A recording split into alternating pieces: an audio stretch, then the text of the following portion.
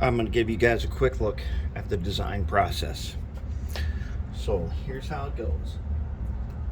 In the design process, what I do is I lay out the gears here on the pad. So this will be the Mark 8, which has 4 axles. I kind of line up all the gears to make sure, now that I know that I don't have certain gears, I line up gears that I do have for sure for 2 trucks. All right, so I've got them lined up in their groups. These groups, these are our triangle groups. Remember that? Remember how we made triangles and rectangles and stuff? In this case,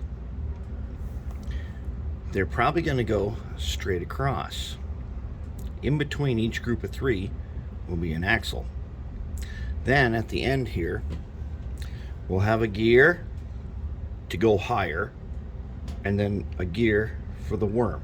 Now there is a possibility that I don't really want to do, but we can do, is we could put one really big gear right here. If we had to, we could do that. That's higher than these 2 together. But what that would do to speed, well, we'd have to go check some gear ratio calculations and stuff. It's still a possibility because they got plenty of these big ones. Got tons of those guys. And when you take apart a DD40 truck, they got a lot of big gears in there. So that is a possibility that we could do that if we had to. But so far I've got it laid out kind of like this. And I'm not sure yet. The reason why I might not want to do this is because it makes the profile of the whole truck itself bigger. Makes everything bigger. However, as you know, where this axle is and the worm sits up here, so let's say for this one, my worm selection is not great, but if this is just a one-time deal, I could use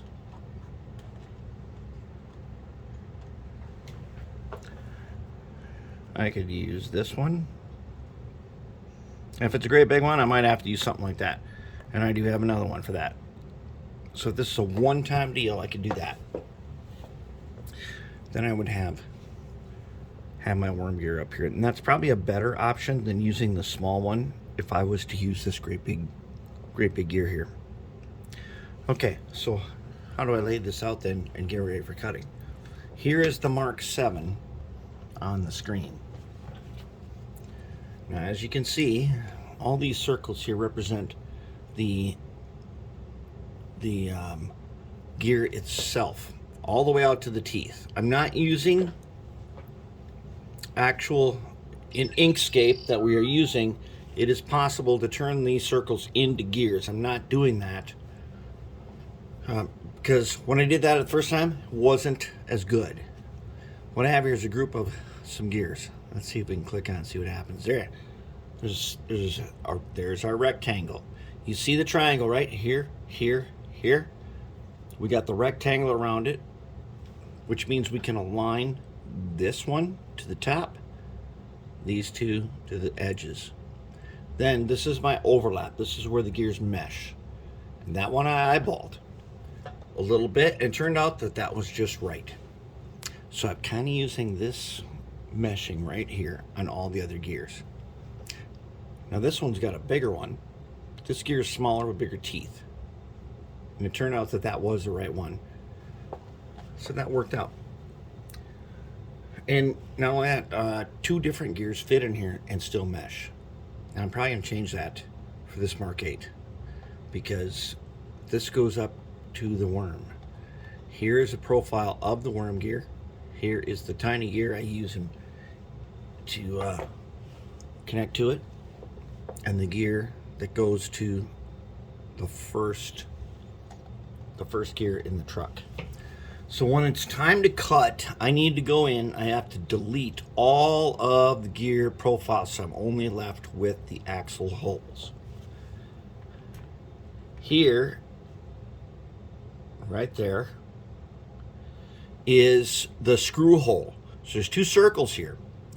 The outer one lets the screw fit through no problem. The inner one is exactly the right size so that I can screw it into place. Like it's threaded already. Even though I will take the 256 tap and I'll just touch it, run it a little bit through, and that's it. But I gotta make two of these whole things each time that I want to do a tower. But I gotta lay it out here first, and that's what we're doing. Lay this out, and then we're gonna cut it and see if we can make something that works.